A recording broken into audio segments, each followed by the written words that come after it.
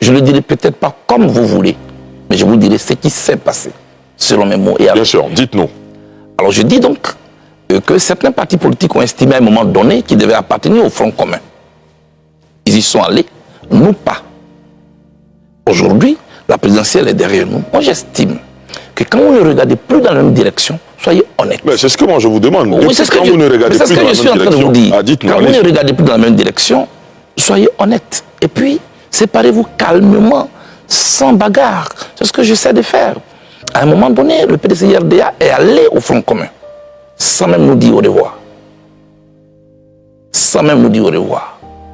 Moi, j'ai estimé que, avec tout le respect que je leur dois, parce que je respecte leur choix. C'est comme si nous sommes assis sur un banc, vous êtes assis sur un bout, moi sur un autre, vous vous levez sans me dire. Mais je peux tomber. Et donc, ça encore, ça allait. Si on utilise la même image que vous venez d'utiliser, vous êtes assis sur un banc, vous vous levez du banc de Cap.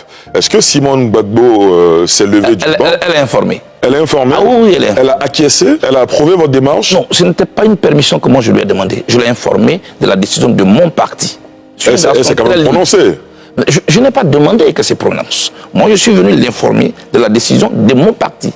Elle a son parti, j'ai mon parti. D'accord. Vous voyez ce qu'elle veut dire, avec tout le respect que je lui dois, avec politesse, mais je crois qu'elle a été informée, mais elle n'est pas surprise, parce qu'elle me connaît.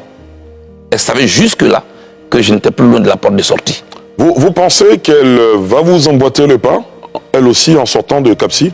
Je ne peux pas parler au nom du MGC. Ce que je sais pour le moment, elle est encore dans la phase de la suspension, puisqu'elle a été la première à suspendre sa participation à Cap Côte d'Ivoire pour aller en campagne. Cela nous permettait de respecter les textes de Cap Côte d'Ivoire, puisqu'on n'a pas créé la coalition pour qu'on parte en élection.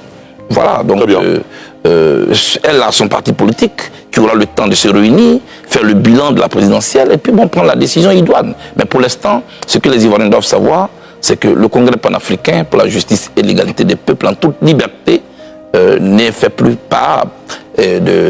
partie de Cap Côte d'Ivoire.